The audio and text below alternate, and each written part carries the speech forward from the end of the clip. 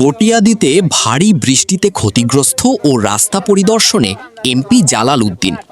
কটিয়াদী কিশোরগঞ্জ প্রতিনিধি, ছবি চিত্র বিস্তারিত। কিশোরগঞ্জের কটিয়াদী উপজেলা পূর্বাঞ্চল করগাঁও ইউনিয়নে অতি বৃষ্টির কারণে অসময়ের বন্যায় ক্ষতিগ্রস্ত কৃষক খোঁজখবর নেন এবং ২ নং সহস্রাম ধুলদিয়া ইউনিয়ন ৭ নং ওয়ার্ড নকলা হাওরের রাস্তার নির্মাণাধীন রাস্তা একাধিক অংশ ভারী বৃষ্টিপাতে ক্ষতিগ্রস্ত হওয়ায় সরেজমিনে পরিদর্শন করেন কিশোরগঞ্জ ২ আসনের সংসদ সদস্য অ্যাডভোকেট মোহাম্মদ জালাল উদ্দিন।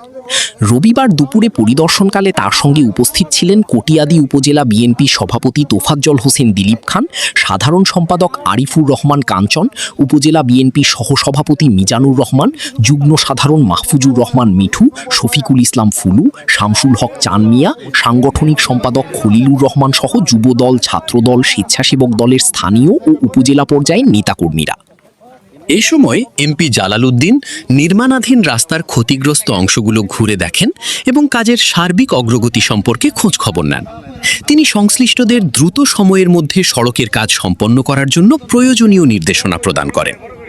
পরিদর্শন শেষে তিনি বলেন, করগাঁও ক্ষতিগ্রস্ত কৃষকদের খোঁজখবর ও সহস্রাম ধুলদিয়া ইউনিয়নের কাজ দ্রুত সম্পন্ন করার পাশাপাশি ভারী বৃষ্টির কারণে যে ক্ষয়ক্ষতি হয়েছে তা সরেজমিনে দেখতে এসেছি।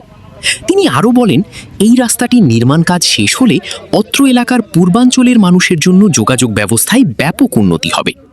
স্থানীয়দের মতে রাস্তাটি দ্রুত বাস্তবায়ন হলে এলাকার যোগাযোগ ব্যবস্থায় ইতিবাচক পরিবর্তন আসবে এবং অর্থনৈতিক কর্মকাণ্ড আরও গতিশীল হবে। মিয়া মোহাম্মদ সিদ্দিক, বিজয় ২৪ টিভি, কটিয়াদী, কিশোরগঞ্জ। তাদের জন্য সরকার চিন্তা করতেছে, মাননীয় প্রধানমন্ত্রী চিন্তা করতেছে আপনাদের জন্য, এগুলি নিয়ে আমরা কাজ করতেছি।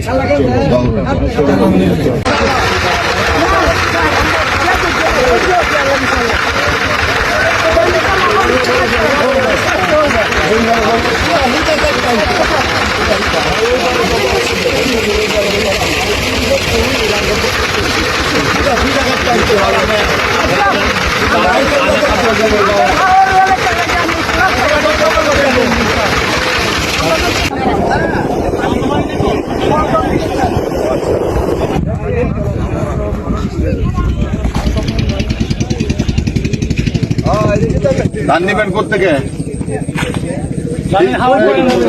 ওই দিকে থেকে আপনি ওই দিকে উত্তর সাইড, উত্তর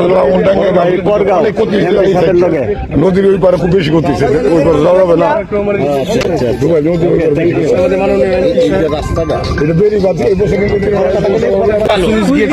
না না সুইচ গেট কিন্তু ব্রিজ করতে হবে, তো নিতে হবে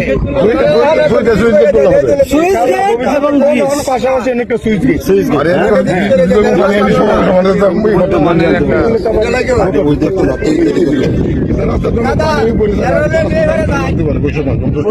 স্যার আমি 2 মিনিট আলাপ করবো আমার বিষয়ে।